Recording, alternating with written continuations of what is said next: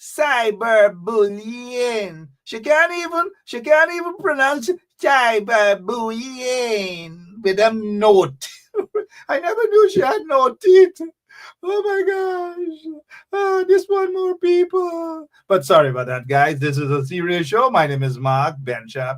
Welcome to Straight Up. If you're now joining us, guess who is going to be back with us tonight? When my executive producer, yes, we do have an executive producer. Sorry, we sound like Trump there for a moment. The executive producer said that Tom Anderson is going to be back with us tonight. Yes, Tom is going to be back with us tonight. We have lots and lots of things to talk about. We may be talking in Chinese, Mandarin, or something. Ni hao ma, ni hao, kum ting pai lo, to right? So call your Chinese friends, call everybody, let them know that we are here and we will be talking about the party. Right? The party. All righty. But before we get Tom Anderson on with us tonight, can we just sing a little song and we all get along? Because Anil Nandalal is singing. He is singing and he's selling out. People who used to be close to them, the PPP, they must sing. Oh, yeah. Let's get into the song. What exactly is Anil singing? And he's singing a lot to the West. He's singing for the supper, the PPP. They're singing and they're selling out. Let's get down to that song that Anil is singing. We're going to put Mr. Nandalal on the spot, right? Because we know there is one thing we proper love. And this thing named roti, right? What kind of roti is it? Paratha. Paratha. Anybody like that roti? Really? How about aloo roti? Very good. So here, when we done aloo roti, sada roti, aloo roti, klavan roti, paratha roti, guess what happens? What? You ever hear what sugar roti? Yes, yes. That's the thing, you gotta make our from sugar, right? Right. So, I'm gonna get a piece of the roti. Yes, there we go. Alright, make a start and you take them over. 1, 2, 3. Mommy dele roti. Daddy chunky da. Hey, mommy dele roti. Daddy chunky da. Hey, mommy dele roti. Daddy Chunky da. Didi te come out the body eat out da. Mommy dele roti, daddy chunky da. Mommy dele roti, daddy chunky da. Give me this piece, right? Chorus in the sea, tambourine on the tree. Chorus in the sea, tambourine on the tree.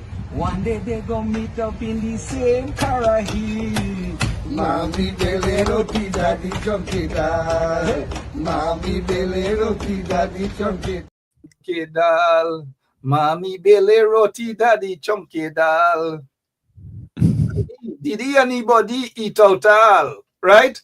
Tom, sorry about that, man. Not all Guyanese are like me, right? But Anil Nandalal is singing a lot. Mommy bele roti, daddy chunky dal. And then they send to the DOJ and for evidence to the Mohammeds, and the DOJ give them all. Kind of like that song, Mommy bele roti, daddy chunky dal. So the installed PPP regime sent for information at the DOJ, and the DOJ, according to Anil Nandalal, gave them all. Tom Anderson, good night and welcome to Straight Up. How are you doing, sir? Lots and lots happening in Guyana, right? Hey, good night, everyone. Hey, everything's going on, man. Like, we've been talking about this for a while now, where Guyana would sit on the top of the world stage in discussions, and it's happening. So, yes, I'm back on because Guyana's in the news, along with a new partnership with the United States. And yeah, so tonight's a big night. It's a big night indeed. A huge night. And the Chinese aren't happy at all. And since the Chinese aren't happy, I'm wondering whether they are going to expose Jack Dale's allegation, mind you, that he has a bank account in China with billions of dollars. Now they're pissed the Chinese off. But before we get to that, Tom, I want you to take a listen to this, sir, and our listeners as well. Take a listen to this. Back to Anil. Through that exchange, the law enforcement agencies in Guyana along with the Guyana Revenue Authority, have expressed the opinion that they have sufficient volume of evidence, information, data, documents, whatever you wish to call it, to proceed to act upon it. GRA, I suppose, will act upon the allegations of tax evasion. The the Guyana Police Force, through its appropriate departments, will act upon other aspects of the data or evidence which they feel um, presents an opportunity to activate certain processes. So that will take place shortly. Just for clarity, sir, you're saying that the government of Ghana received the information from the U.S. authorities on the reason behind the U.S. sanctions, and could we expect criminal charges based on what you No, no, I didn't say all of that. I said that there have been a process ongoing for several months now, and we have made that public. And that process have thus far yielded a sufficient volume of information that the tax authorities feel and the law enforcement agencies in Guyana feel provide sufficient basis for them to begin their statutory processes. That's Let me for, put it for that law way. enforcement, you say, right? Law enforcement as well as the tax authorities. Tax Yes. authorities. For the sanctions by the U.S., former Permanent Secretary May Thomas was also sanctioned. Would those law enforcement actions also fall in going after her? I cannot speak for the law enforcement agencies nor the Guyana Revenue Authority, but I have no doubt that their approach will be one that would be objective and would be evidence driven. I have no reason to think otherwise. And you had written That's- you that's- written to the Department of Justice, asking for some information. Has the DOJ replied to you? The DOJ has responded, and that's what I'm saying. We have received a large volume of information. The process is still ongoing. So you have to get more information. And we are supplying information, and they are supplying information. It's a fluid process, but we did make a commitment as a government since last year that actions would be taken by the relevant. All right, Tom Anderson, you've listened to that, quite a mouthful. What's happening there? Now, suddenly, all of this, they want to take action, and that is against the sanctioned folks, the Mohammeds, them. What's happening there based on what you've heard, sir? Well, it sounds pretty much, there are a few things that he said that everyone should pay attention to. And also one thing that he didn't say, that's sort of the dog that didn't bark. There's a story where something happened, somebody got robbed at night, and when the police came to investigate, they saw that a dog lived in the house, and they asked all the witnesses, did you guys hear a dog bark? And everyone said no, but the dog was sitting right there. So that's how they knew. It had to have been someone that the dog knew that robbed the house, right? So in this case, he's talking a lot, and he gave a lot of information on the Mohammeds, but there's something that he never said. He never called what was the information that they have as evidence. If you notice, he took great lengths to not use the word evidence. He kept saying they've gotten information and they're using information, but he didn't say evidence. So I wonder if this isn't something where this might be some type of fine. It doesn't sound like it's that serious. So I would say that first of all, right? Secondly, he almost ran away after the question on May Thomas. Like he was about to bounce like real fast. So after he answered that one question, he almost ran off. So that tells you he's very uncomfortable with the May Thomas situation, right? And so what is this all about really overall? From my perspective, looking at this for a long time, right? And seeing how things have gone there. It's saying to me that they're trying to be very careful within the PPP to try to show their new partner, us, the Americans, that they've turned a new leaf, that they're no longer doing the corruption stuff. And the proof of it is they're going to throw the Mohammeds under the bus. That's what it looks like. Okay. And they're trying to do it in a way so that not too many other people get taken down within the PPP, because the true history is that the Mohammeds have been always been very big supporters of the PPP. So any crimes that they so-called committed or anything that they're being investigated for, they're being investigated for it while being members and supporters of the PPP. so this is something that's going on within their own party. It's within the ruling party of the country. And so they're trying to be very tactful. They're trying to be very precise. He's watching every word he's saying because they're hoping to deal with this in a way so that maybe the Mohammeds don't get hurt too bad, but that the new partners, the Americans, look at it and they see that, oh, these guys are taking care of one of their own. So that must mean that they've really turned a new leaf. And that gives them more breathing room to be able to do the things they've always done, with sort of corrupt things. And so that's what it looks like to me, if you ask me, looking at that little press conference he had. And well said, Tom.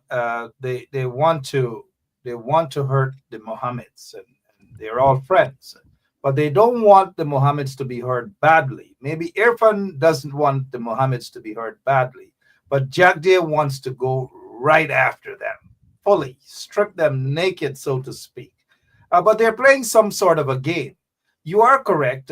When the reporter specifically asked about May Thomas, Anil Nandalal was uncomfortable because he knows that if law enforcement agencies in Guyana, if they go after Azruddin Mohammed and his father, then they will have to go after May Thomas.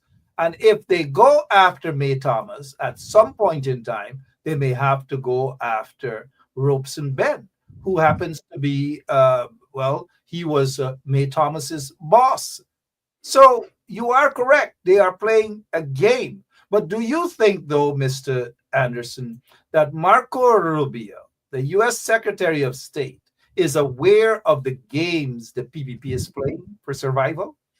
Well, he is, because of your show. I mean, I've been coming on now for a while, and it may not seem like it because I'm not a famous person, but certain people do watch the work that I do, and they do pay attention. And so, yes, people are discovering now. Okay. It just so happens, and I kind of fell into this. It just so happened that the work I did over a decade ago with corruption in New York City led to money that came out of Guyana. And that connected me to the nation since then.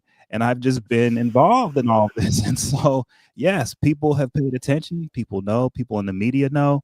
People are talking about it. So when I do speak from an American perspective, I'm speaking from a perspective of one of the people in America that knows I know a lot more than most. Okay. So with that said, they have paid attention. I think Rubio knows. I think they see this show. I think they watch what I'm saying right now. And they know, okay, this is more complicated than these guys want to make it out to be, which it is. And my whole point that I've been saying from the beginning is I don't condemn the PPP and say that they can never have leadership in the country. That's not my perspective. My perspective is they are the best people to fix the system, because they are the guys who, from my perspective, in the modern day infrastructure, have set up and designed most of the corrupt nature of what's going on within the government in the country. And so they're the ones who know the most, because they're the ones who made it, and they need to be the ones who clean it up.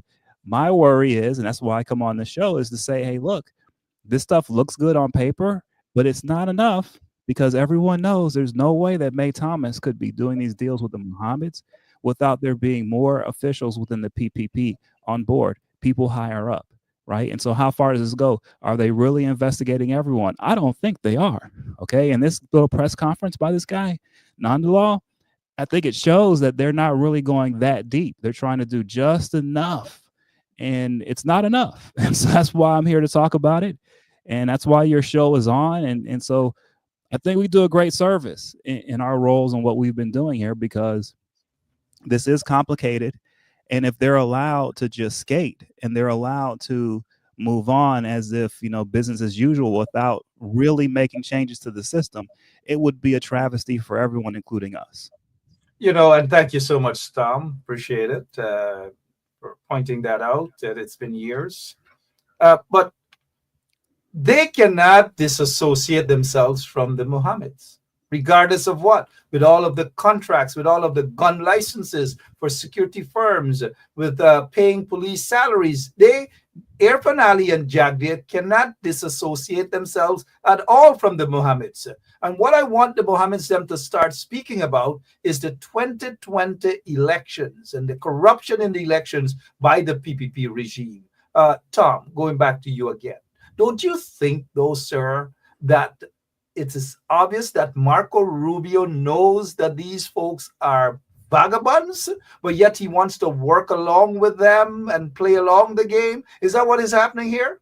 Yeah, well, they've done a good job, the PPP, in playing the game at Washington D.C. That's how I came across what they're doing, because getting bribes to very powerful members of our United States Congress, House of Representatives.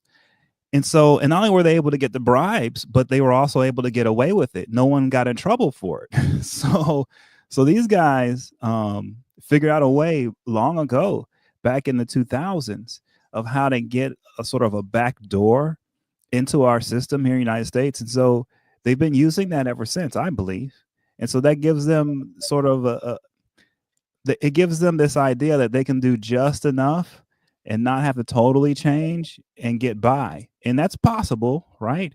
But with people like me and your show and others, I don't think it's possible. And that's why they go after people like Melly Mel.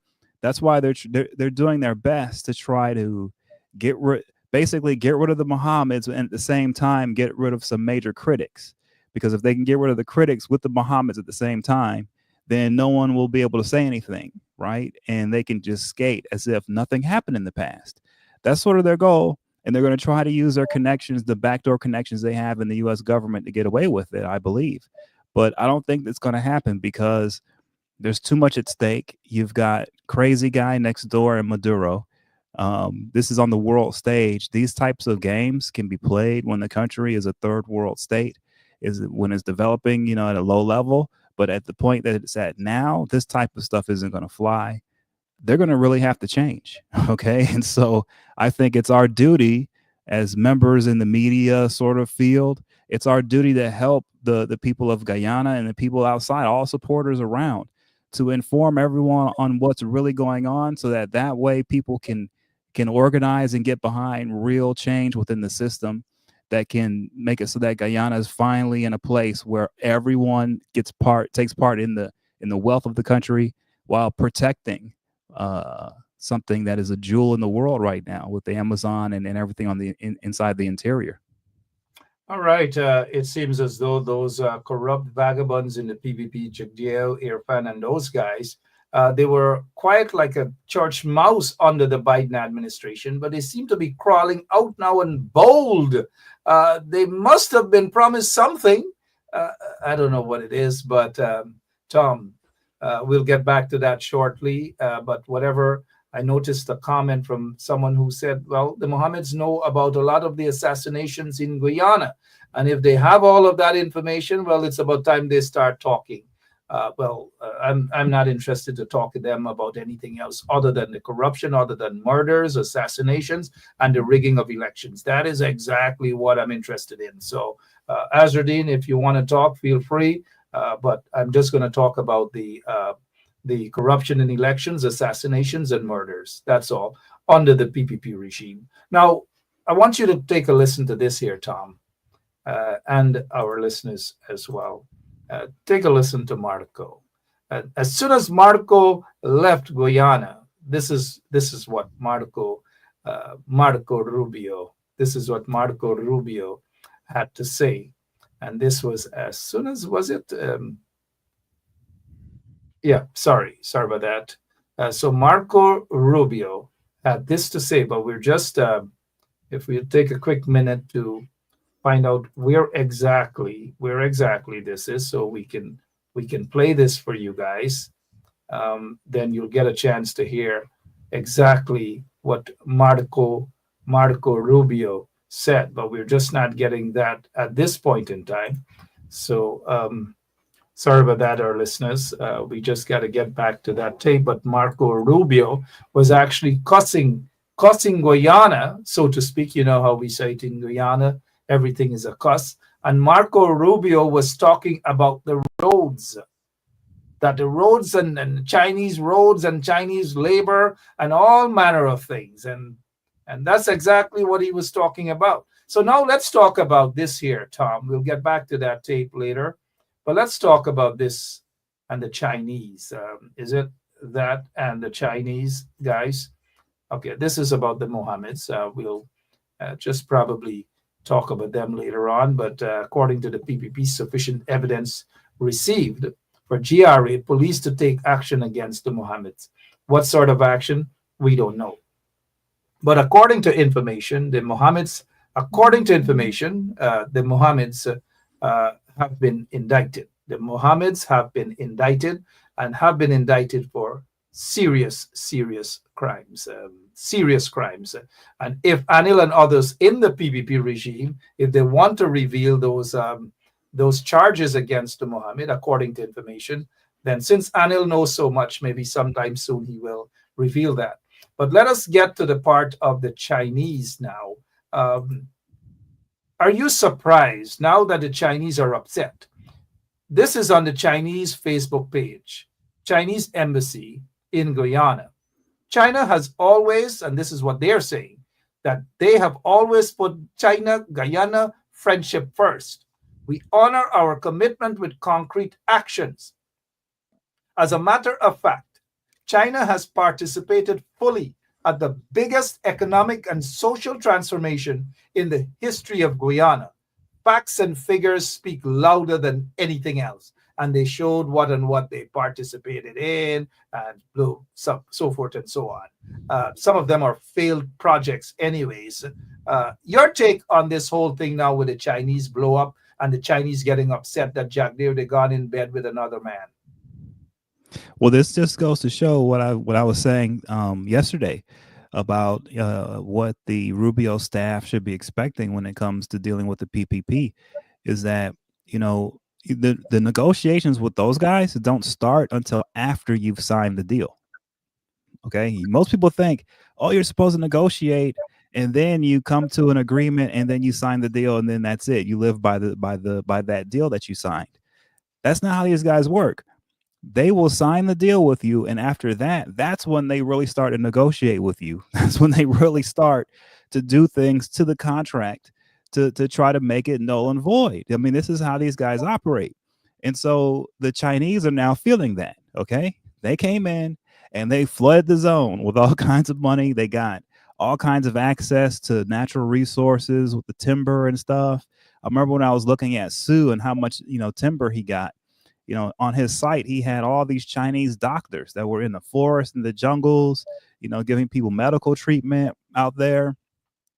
And so the Chinese, they feel like, while the United States was ignoring the area, which we were, the Chinese were there giving all this stuff, and they made it so that the PPP could be in power. A lot of the reason why the PPP can even brag about infrastructure happening is because the Chinese got it done. Okay, whatever, if there is some good stuff, they got it done. Okay, and so now the PPP has turned on the Chinese. Okay, and now they're partnered up with the Americans. But mark my words, the way these guys operate, and the Rubio people should know this, okay, is as soon as Maduro is no longer a threat, they're going to welcome China back in. Okay, that's what they're going to do. The only reason why they're partnered with us now is because you've got that monster Maduro next door and he's threatening. As soon as he's no longer a threat, the PPP will be back in bed with China and it will be back to business as usual. That's just how they roll. That's what they're going to do. And so that's why we have to be aware as Americans and know that, don't just totally trust these guys. Don't just go out there and when they put someone like Melissa Atwell on a list and say, hey, she's connected to the crimes of the Mohammeds, so we need you to get her and bring her down here. Don't trust those guys. Don't send her down, because Miss Atwell may be better used here in the United States. She may be better off here helping us understand some of the ins and outs of what happens within the PPP. Okay, so we have to know from our own perspective that we need to see these guys for what they are. And we need to not trust them. We need to constantly be verifying everything all the time and be prepared for them to stab us in the back the way they're stabbing the Chinese in the back right now.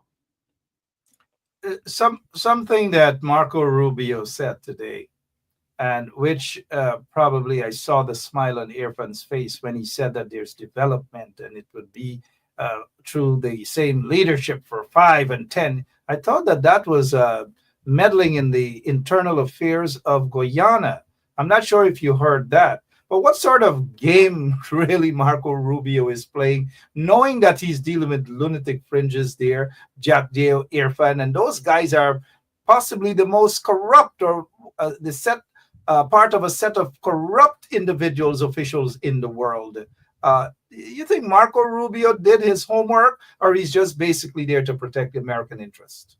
Well, look, there are a lot of crooks in the world. And so from Rubio's perspective, the PPP are in a group of the crook group, and there's a bunch of them there. So he's probably seen so many of them now as a senator and everything else. And he's seen them in our own country.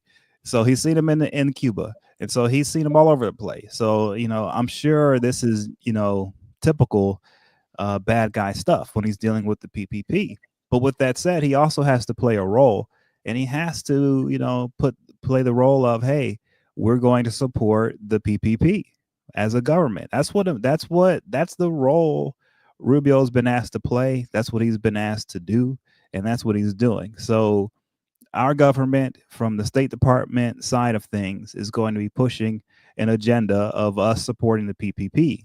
That's what it looks like to me, okay? Which is not normal. Normally, we try to stay out of politics, but it looks like that's what he's going to do, just looking at his press conference today. But with that said, I wouldn't take that on face value. I believe that's part of the role he's playing. I think at the end of the day, the realities on the ground will direct how things go politically within Guyana. That's what's important for everybody to understand. It's not really what Marco Rubio says. He's playing a role. What matters is what's happening on the ground. Politics is local. It doesn't matter what country that's in. It's the same thing in Guyana. So that's what's important. People shouldn't get upset going forward if Rubio says things that makes it seem like the American government is siding with one party over the other. That's the role he plays. I think you should ignore it. I think everyone should pay attention to what's going on the ground, because at the end of the day, our government will support whoever is in charge in Guyana. So if the PNC, if the opposition wins, then our government and Rubio will be right there in Georgetown, shaking hands with them, signing agreements with them too. So it doesn't really matter what's going to be said going forward. This is about trying to secure political connections with the nation of Guyana.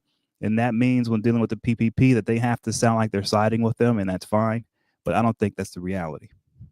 Well said, Tom. I don't think that's the reality, too. It's just politics, and Marco Rubio is a seasoned politician and a trained lawyer as well. When he scanned the room, at one point, Irfan Ali said something that we are friends now, that we are friends. We should be able to bend over backwards a little bit for our friends. Marco Rubio body language was kind of like... it wasn't acceptable. He was like, what the heck is Irfan saying? He didn't smile. He just had a serious expression. I'm not even sure whether you heard that or not. But why would Irfan Ali say such a thing to expose himself and his weaknesses? I'm not sure if you heard that, but what came out of today's press conference, Tom? I think the main thing that came out was that, China's been totally stabbed in the back. Okay. That's what came out today. And, it looks like Nandalal has a lot of work on his hands, because it seems like the PPP have made him the point man on whatever happens to the Mohammeds. That's what seems to have been shaken out of this. And then on top of that, it looks like Rubio is sort of siding with the PPP, at least publicly, for whatever deals that they have cut. Right. So that's what came out of the press conference today, I think. And I think China's going to be really, really upset, which, that gets in on the on the Sharif Ahmad companies. so that's a whole other thing. OK, talk to us a little bit about the Sharif Ahmad company and Chinese connections and so forth. Yeah. What are we hearing? So they're the Sharif, so the Ahmads, Sharif Ahmad specifically, his companies, they're connected with some of the biggest construction firms in China. Okay, and these firms, one of them is the biggest developer on the Belt and Road Initiative in places around the world. So they're supposed to be building some huge new skyscraper with these two huge Chinese corporations as part of the Belt and Road Initiative. so so these guys have this today. What happened today really hurts Sharif and his companies, I believe, because it's going to be a lot harder for China to build skyscrapers like that with Sharif Ahmad and his companies and what they're doing with our new agreement that we have, the United States with the government of Guyana. Lots and lots of things. And then Sue is also still doing business, lots and lots of business in Guyana. I'm not sure how this is going to pan out, because what we do know is that Jack Deo and Irfan, they are basically they are playing a game with the Americans. And I hope U.S. Secretary of State Marco Rubio knows that. I mean, he can check the files. He would see that Jack Deo has a large bank account, billions of dollars in China, according to information. Billions of US dollars in a Chinese bank account. And speaking of snakes, it's coincidental that this year's Chinese New Year, not so long ago, a few weeks ago, Irfan Ali was one of the speakers, and this is what Irfan said in terms of the PPP's relationship with China. People of the People's Republic of China. On behalf of the government and people of Guyana, I extend warmest wishes to you all on the joyous occasion of the Chinese Lunar New Year and Spring Festival 2025. This year, we celebrate the Year of the Snake. This year, the Chinese celebrate the Year of the Snake, right? It demonstrated just that today, the Year of the Snake.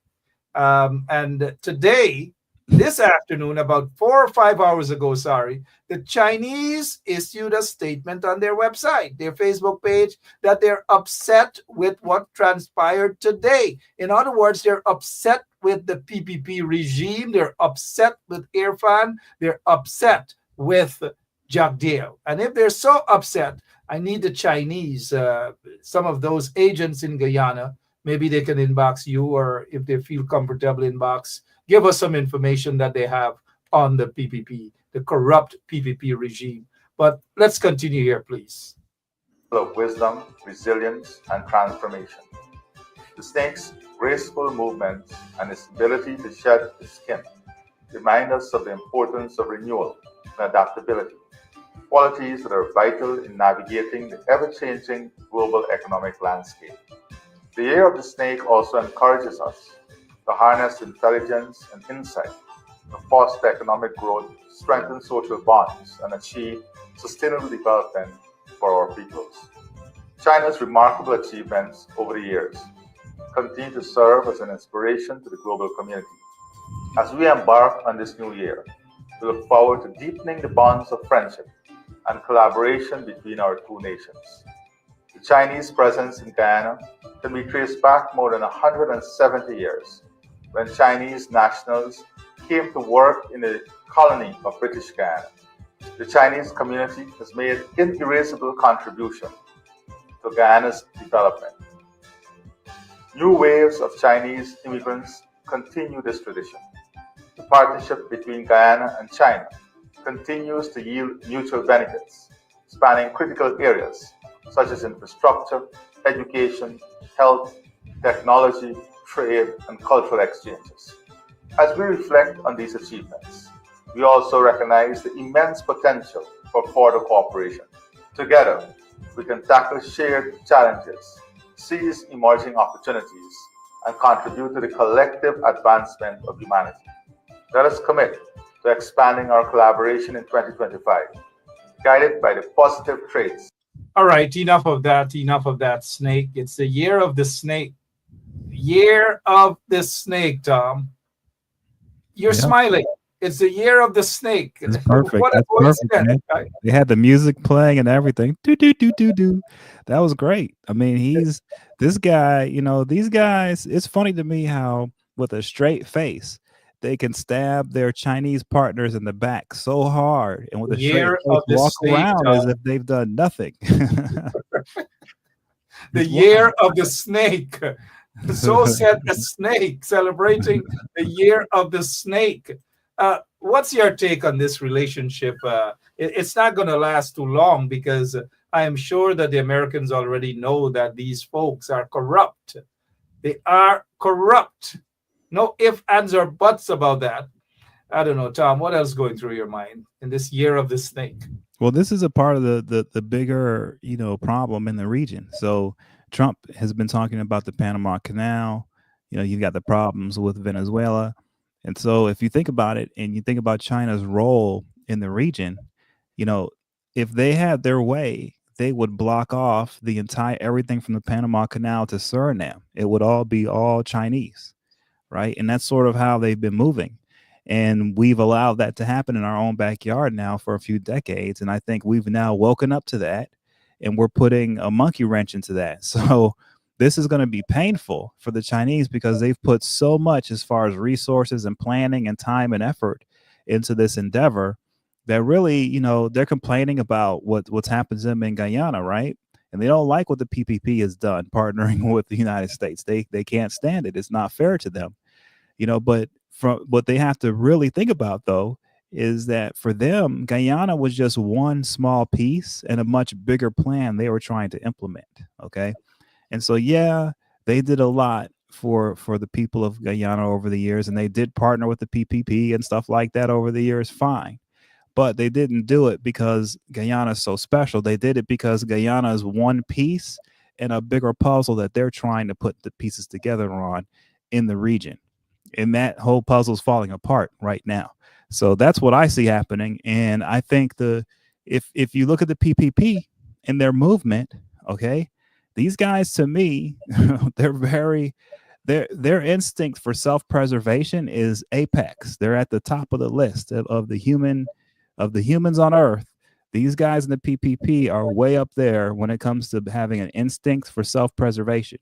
If they're jumping off the Chinese boat and they're partnering with the United States, what does that say about China, right? What does that say about the future prospects of China in the region? It says to me that the PPP, in their own instinct, they're saying that China doesn't have a future in the region. So this is going to look really, really messy if it's not handled properly. And this is why it's imperative that the people of Guyana put pressure on the government to implement a strategy and a system that allows the nation to be independent while these world powers fight it out. That's what has to happen for you guys to have your independence and for you guys to secure your wealth, is to make sure that you have a really good system so that when the Chinese and the Americans are fighting, it doesn't affect you guys in the middle. Well, it is affecting because Jagdeo has been in bed with the Chinese. He has corrupt the entire country. I think Marco Rubio spoke about the Chinese bringing in their own workers. He seemed to be well aware of that because of the Marriott Hotel. There were 99.9% Chinese workers at that time. The PPP did that. They allowed that. They did absolutely nothing about it. But let's go to what Marco Rubio did say concerning the roads, and they have lied to him. Jagdeo and Irfan, apparently they lied to him. This is what Marco Rubio said about his visit. This was right after he left Guyana, and he said that it's just lovely to be in Guyana, and Guyana it's on the road of development, and the people are going to do good, and this leadership, all manner of crap coming from Marco Rubio. But as soon as he left Guyana, this is what he said. A terrible job. I just came from Guyana where we had to drive on a road the Chinese built. Were you were on the trip with us? Yeah. Did you have to go on this road? Yeah. Okay, we almost all had concussions because the plane, the road was so bad. It was terrible. They paid these people to build. He just left Guyana, stood next to that rattlesnake Irfan Ali. Oh, leadership and good hands. But as soon as he got to Suriname with Santoki, probably didn't finish just saying hukak metyo halas quote in Suriname. He started to abuse Guyana. He started to talk about the roads, and they were afraid. They were traveling, and it was shaking, potholes, and that the Chinese. One of the mistakes, though, because Irfan, they lied to him apparently. It's not the Chinese that built that road. And he's talking about the road on the East Bank, Demerara. I know you could Google that, Tom. That was just built by PPP cronies, not the Chinese. What's happening there? Your own buddy, Marco Rubio, is talking about the roads and badly done and all these things. Take a bite of that, please, Tom. Yeah, no, I mean that's Rubio, man. Rubio, that's Rubio, man. And look, he has a point, and it may have been PPP cronies that built the road, but I promise you they did it with Chinese supplies and all types of Chinese stuff. These guys have been partnered with the Chinese for, big time for a while now, going back a very long time.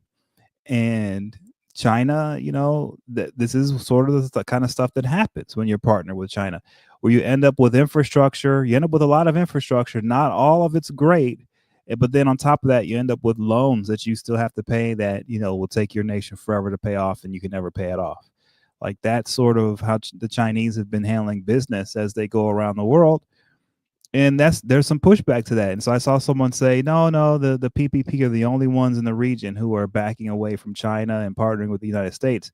That may be the case, but like I say, I believe the PPP guys have a very good sense of preservation, and they're going to get out ahead of everybody else when it comes to self-preservation, because they're going to sense quicker.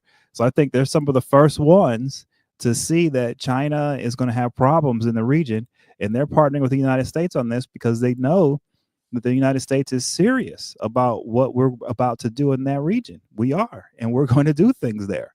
No matter who's in office, whether it's Trump or his successor, we are going to change the face of the map in the region there. And that's what our government has decided, from what I can tell, and it's going to happen. And there's nothing really China can do about it. So, the PPP are the first ones, along with Argentina, to get out ahead of that. Others will join. It's going to happen because we're too big of a power. It's our backyard. And it's something that I've called for to have happen for a long time, because I truly believe that Guyana, in a leadership role in the Caribbean region, is the future for our entire region, for everyone. So how well you guys are and how independent you are will have a massive bearing on everyone else's freedom. And so it's really important what's happening with you guys. And I think it's going to turn out right. That's why I come on every night.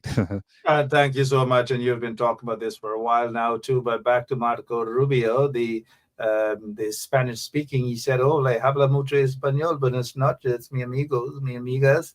And he so loved the people of Guyana that he wants to kiss them. He looked at them, he probably said, dana beso.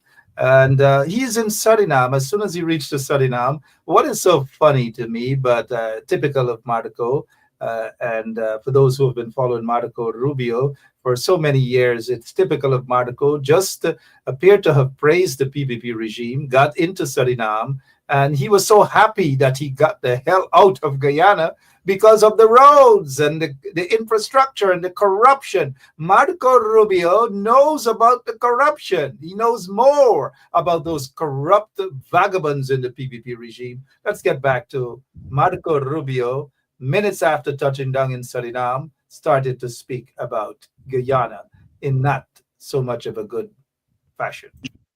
Bad job, a terrible job. I just came from Guyana, where we had to drive on a road the Chinese built. You were on the trip with us? Yeah. Did you have to go on this road? Yeah. Okay, we almost all had concussions because the road was so bad. It was terrible. They paid these people to build this road, and then they bring their workers. They don't hire you. They bring their workers in to do all the work. And then, or they want you to borrow a bunch of money, and then they hold it over your head. So what I want is for countries to have an alternative to that. What we want is for countries to have an alternative to that. If you're going to build a road, I want you to have a real road. They were better off with the dirt road than the road we were just on. And it's not the fault of the current administration. In Guyana, that was a road that was built before, but they did a terrible job. If you did that job in America, someone would sue you for a No. You see, Marco Rubio realized what he did there. And that road that he drove on was built by these corrupt guys that he's supporting. It wasn't built by the previous administration. Come on, Marco Rubio. Come on. If you need facts, we will give you facts. Come on, Marco. You can do better. But Tom, you certainly, his slip was showing there. He realized what he was doing and then tried to put the blame on the previous government, but not realizing that it's the corrupt PPP regime that's responsible for the very road or so-called road that he drove on today. What happened there?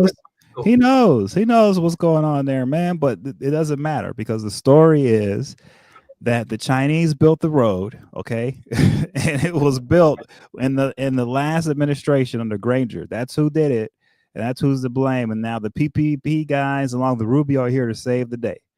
That's the story, man, and that's just it. And unfortunately, there isn't a media out there to push back on this. Most people don't understand what's happening in Guyana or in the region. And so he can say whatever he wants. And that's going to be the storyline now going forward. We almost got blackout. And I'm sure that Marco Rubio probably experienced one or two blackouts there. And he shouldn't blame it on the previous administration. Stop it, Marco. Don't go that route, Marco. Don't go that route. Okay? Don't go that PPP route, Marco, because under the coalition government, they had good roads. And that road that you drove on today was built by Pacus. And Marco, if you're watching, you might turn to somebody and say, what the heck is Pacus now, right? Pacus mean dummies under the PPP regime. This so-called Heroes Highway, everything is falling apart. Compliments of the PPP regime. Of course, they give the contracts to their cronies in the PPP, friends, family, and favorites. And of course, they bought the materials, Chinese material. That, you know what I mean? Tom, Marco wasn't being honest here at all. He tried to blame the previous administration. Come on, Marco, don't let your slip show like that.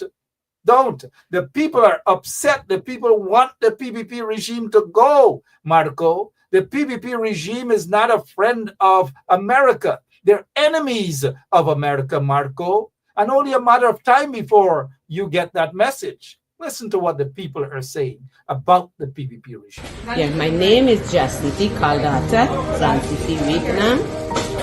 And since 1965, I become a voter. And I always place my X next to the cup. And what they are doing today, I can't take it. So I have no more vote to give to PPP anymore. I'm not going to vote anymore no more. If they have to lose by one vote, they're losing it by data. And Marco Rubio, did you hear what Data, Auntie Data, who said all of her adult life she voted for the PPP. And she said she's no longer voting for the PPP, Marco. Marco Rubio, we've got to talk. Or maybe the opposition got to talk to Marco and his folks them, because they're obviously not getting the right message, and whatever it is, they're turning a blind eye on reality in Guyana. And just to have Marco Rubio know that people are punishing in Guyana every single day. Hear it for yourself. Oh, Jesus Christ, if cost of living double, I don't know what happened. A pound of sugar is $300 already. Flour, everything gone up. Everything just raising. You gotta get about $40,000 for buy good ration. You gotta get 3 man now. A weekend man, a monthly man, and a fortnight man. In other words, what she's saying there, Marco Rubio, the Senate U.S. Secretary of State, is that they're not happy with the corrupt PPP regime. I'm sure Marco Rubio heard of the cocaine, 6.3 tons of cocaine, Marco Rubio, under the PPP regime. So when you look at Maduro as an enemy of the U.S., and rightly so, Jagdeo and the PPP and Irfan Ali, they're enemies of America. Do not trust them, Marco Rubio. Do not trust them at all. Take a listen to what even areas that supported the PPP regime. Take a listen to what they're saying. Somebody interpret it for Marco Rubio, please.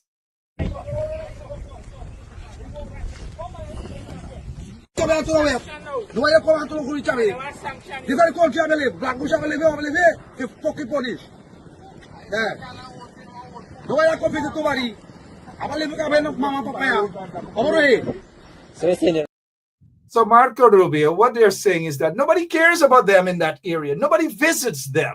The PPP regime, Irfan and Jagdev, they don't care about them.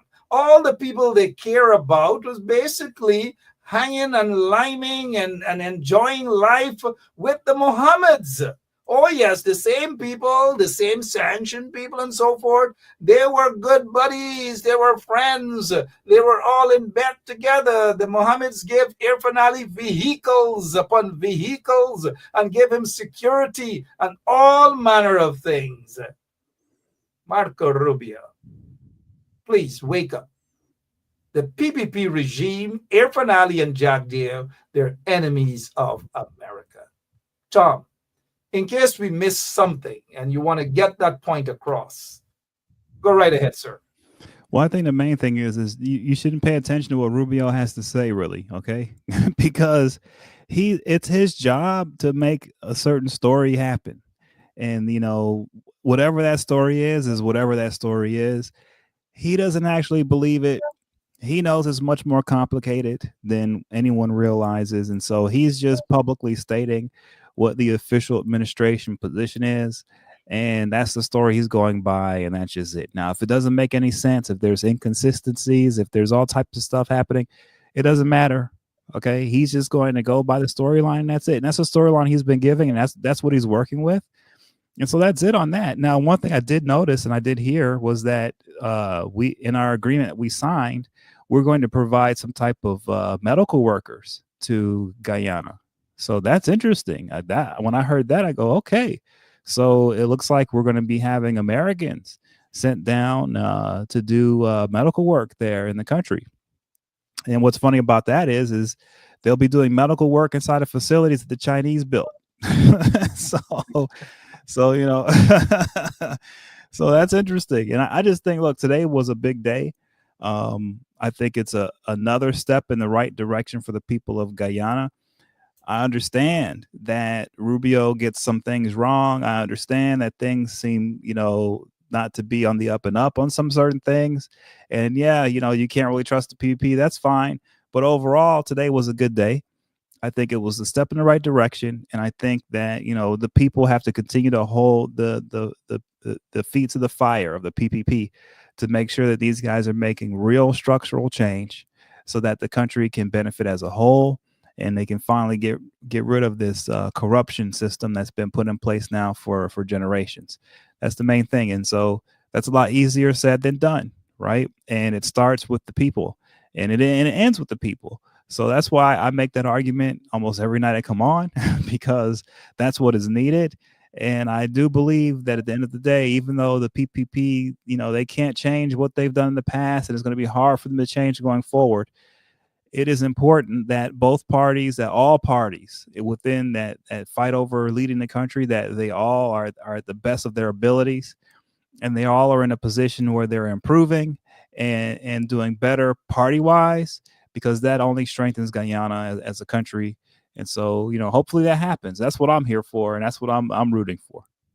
Tom for president, indeed. Tom Anderson for president. Thank you so much, Tom. I noticed that. And you said that American doctors and so forth will be going to Guyana. It's a good thing as well. I hope some folks can go there, psychiatrists can deal with some mental health issues, not just for those in the PPP or some of them, and most of them on the PPP side of in Parliament. We see one such person might need that help too. Roy Ramsaran. They're always, Bornham died since 1985. Bornham died, and these folks go to bed with Bornham every day on their mind. This guy, this Paku, and one of these days, you know what Paku is, right, Tom? I know something bad. Paku is kind of like a moron, right? This Paku. right? It's a pacu fish, a big head, and pacu, right? So this pacu here is talking about something that didn't make sense. Here what, and I'm exposing this pacu, and maybe that's why Guyana is where it is, because of pacus. So this pacu says, Bornum ban flower, you should God that, oh gosh, God in heaven knows, we need some English teachers from America to go there too. We have some good ones in Guyana too. But this pacu is saying Bornum ban flower. Can't even spell flower. Look how we spell flower. Oh, Flower. Flower. You should God that you getting to eat bread under the PNC.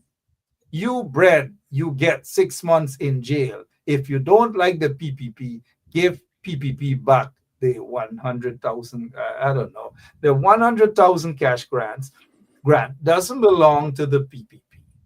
Barnum didn't ban flour. It was restricted, and Chetty Jagan shook hands with Barnum, and they agreed to that.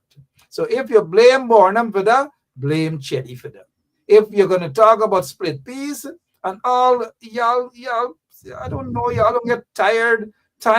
If there's this stupid song you're going to be playing, we might as well join my friend Terry Gatraj. And Terry is a good friend of mine, but and let's go. If you want to sing stupid song, let's sing something that makes sense as we prepare to close off tonight's program. But I want to ask you a question about Melly Mel as she prepares to go to court tomorrow, Tom. Before we go, let's play this song for Roy Ramsaran because of his stupidity.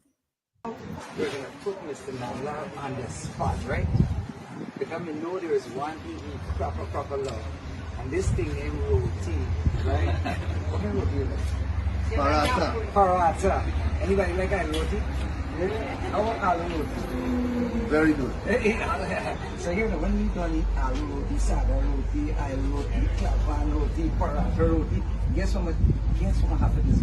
What? You ever hear what sugar roti? Yes. Yes. That's the thing. You gotta make our from sugar, right? Right. So, I'm gonna get up this roti. Yes, there we go. Alright, make a start and you take them over. 1, 2, 3. Mommy bele roti. Daddy chunky da. Hey, mommy bele roti. Daddy chunky da. Hey, mommy bele roti. Daddy Chunky da. Didi te come out the body eat out da. Mommy bele roti. Daddy chunky da. Mommy bele roti. Tom, when you get off, Google that song, Terry Gadraj, a good guy. You know what they're singing there, Tom? No. Well, they're in the kitchen and they say, Mommy, bele roti and chunky dal. Mommy, bele roti. So when you go out, turn to your kids and say, Mommy, bele roti, Daddy, chunky dal. Speaking of roti and bele roti and thing, let me show you how they do it. They don't bale it now. They put it in a little bowl and they shake it. This is how they do roti these days. Because we're excited to see you here. We're coming. Hold on. You got the roti? You got to be kidding me. You got the roti, you know what? You see, you used to make roti when he was 5. But let me see if he could clap. You got shake now. You got Tom, is a roti night. Sorry about that. A serious program. Marco Rubio probably clap little roti, chunky dal, and then the road make all pitch out belly. Because about the roads. Tom, Melly Mel goes to court tomorrow. Your take, please, as we prepare to welcome her back out in society. Your take, sir. Yeah, I hope this is a lesson learned for everyone involved, that on our side and the side down in Georgetown, that you trying to do the political stuff and using government agencies to do it in the middle of what's turning into like international incidents, happening with Maduro next door. It's just not a good idea. Like at some point they have to put away whatever political shenanigans they're trying to pull, right? And they need to just stick to getting the job done. Now I'm sure they're trying to connect her to the Mohammeds, and they're trying to claim that, she has to go with the Mohammeds so that they can forge a path forward that's free of corruption. But it's not the Mohammeds who created corruption. in Guyana. Okay, and it's not it's not the Mohammeds who have designed the system and who have held the system in place of corruption that's happening there. That's happening by the people who are leading it now. They're the ones who are leaving, who are allowing this system of corruption to stay in place. They're allowing it to grow. They're allowing it to do all types of stuff. Okay. And so they're the ones who need to take responsibility. They don't need to be pointing the fingers to people like Melly Mel. No, no, no. They need to look at themselves, look in the mirror themselves, and deal with the real people that are really corrupt there. And finally, once and for all, like really deal a real blow to corruption in the country so they can turn the corner and become, one of the leaders in the region, because that's what we need. We need Guyana to be a leader in the region. And the only way that happens is if the PPP cleans up their own house. And it's not enough to go after the Mohammeds and then point the finger at Melly Mel and try to blame them for everything. No, they need to go to the real culprits. And those people, many people in country know who they are, right? But they need to go to those guys and deal with those guys. Retire them, jail them, do whatever they need to do. But that has to happen for Guyana to move forward. And I hope that tomorrow Melly Mel walks free, because this is a stain on the history of the relationship between our two nations, and it should be put away, and she should be allowed to go free on this. Well said. Thank you so much, Tom. Appreciate it. We can be back tomorrow, and hopefully we will get that opportunity to say hi to Melly Mel right here on 107.1 FM. Freedom is a must. Freedom is a must indeed. Thank you so much, Tom. I know you're happy to see that the Chinese are upset. And here is what's going to happen. Tomorrow, the Chinese ambassador would summon the Guyana Foreign Affairs Minister, the Minister of Foreign Affairs here in Guyana, for a meeting. And we will see some photographs on that for an explanation. And then Jacques Dieu and all of them will try to do damage control privately, secretly, to assure the Chinese that, they're just trying to, sweet talk or make it appear this way to Marco Rubio. That's why we're saying that Marco Rubio, the U.S. Secretary of State, has got to be careful with the PPP regime. They are anti-American, Marco. The PPP is anti-American. Irfan Ali is anti-American.